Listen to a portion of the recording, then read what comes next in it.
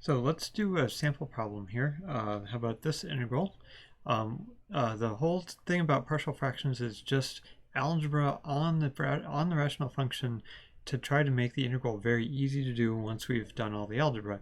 So we're going to ignore the integral sign for now and just focus on the rational function here. The idea is we want to rewrite this rational function as something simple, some simple rational function plus some other simple rational function, and the denominators there come from the factors of the bottom. So we need to factor the bottom. So factor the denominator. Now that does not look like a pleasant thing to factor, right?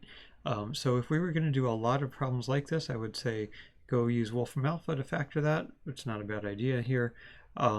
In most of the homework problems we'll be doing, though, the bottom is really simple to factor by hand, so it's a good skill to practice. But if you need to go use Wolfram Alpha, that's okay too. You can just say factor and then give it some polynomial, and it'll factor it for you. It turns out the factors of this are 2x plus 3, 5x plus 7, like I just used in the previous video, so not a surprise. So now we want to rewrite this as the sum of two simple fractions, one with this denominator and one with that denominator. But we don't know what the numerators need to be to give us the 63x plus 89. So we'll say, right, as the sum of simple fractions, or simpler at least.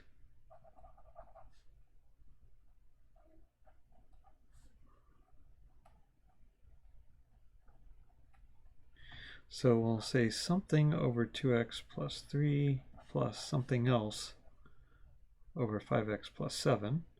And we want that to be equal to 63x plus 89 over 2x plus 3, 5x plus 7.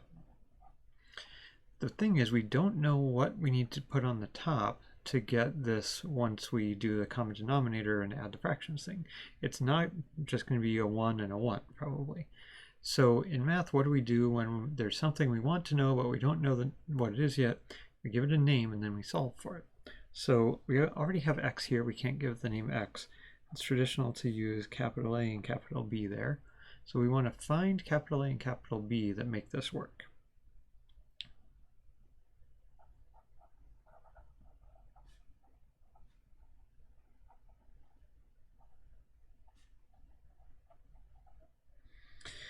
How are we going to do that? Well, we know to add the fractions, we're going to have to get a common denominator by multiplying this fraction by that denominator and multiplying this fraction by that denominator.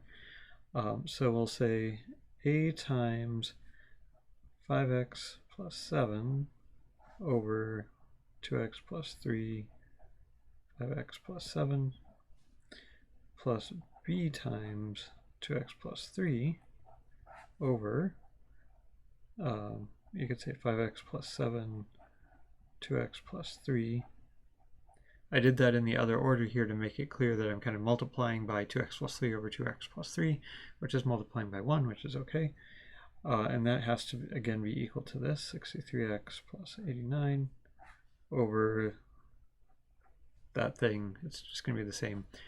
At this point, the denominators are all the same, so we can just ignore them because a and b are just going to interact with the numerator parts. So we'll say now focus on the numerators.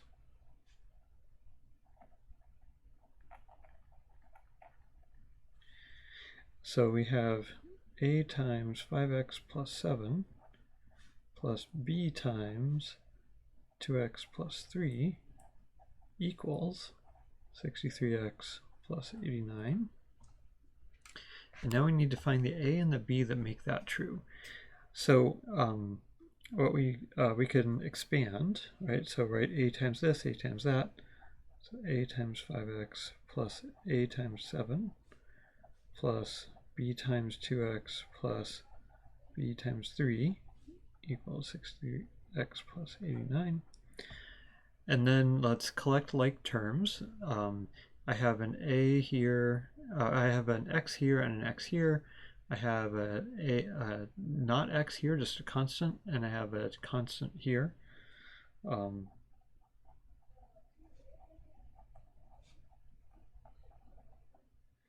So I have a times 5x plus b times 2x, or you could say it's 5a times x, and then 2b times x. And then over here I have a 7a and a 3b equals 63x plus 89. So now what we have to do is say this term that gets multiplied by x has to give me 63x no matter what x is. And the only way to do that is to have this slope that's multiplying by the x be 63. So let's kind of match. So we'll highlight this and say that has to be equal to 63. And the constant term, the intercept here, has to be equal to 7a plus 3b. So you could say we're matching the coefficients.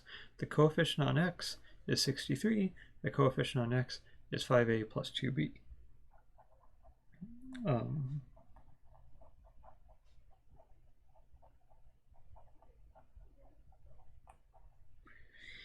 So we'll say 5a plus 2b has to be equal to 63 because those are the coefficients on the x term on each side of the formula.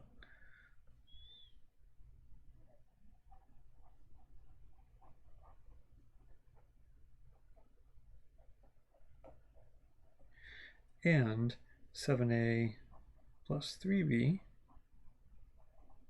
has to equal 89, which is the coefficients on what, it's not the x term, you could say it's the constant term, or you could say it's the x to the 0 term.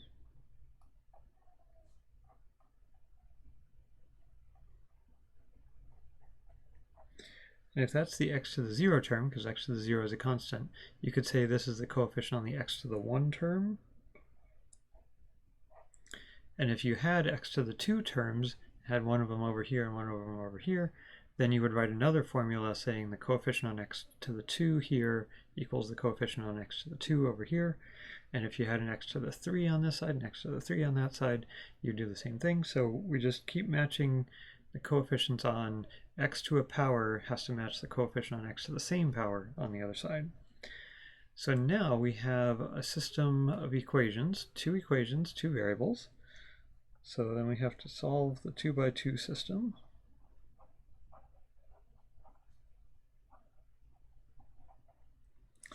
And there's a bunch of ways to do that, and maybe I'll make another video showing all those ways.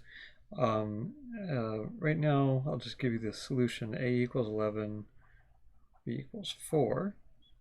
So what do we do with that? Well, we know that that gives us the A value and the B value there.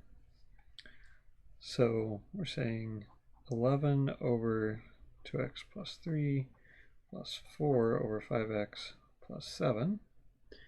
That's equal to that first polynomial we started with. So now let's apply the integral to that.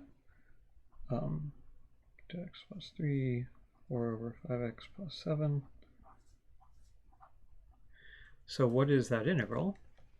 Well, we can just use our integral of 1 over ax plus b is log ax plus b times 1 over a.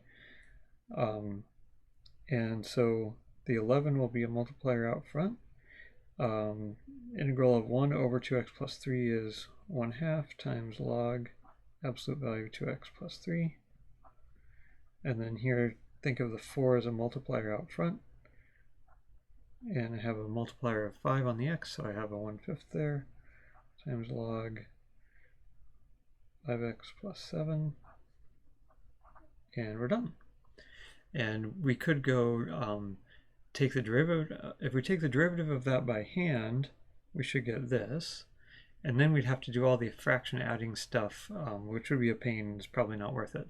But you could type this into Desmos as capital F, type the original fraction into Desmos as lowercase f, and then check that capital F prime matches lowercase f.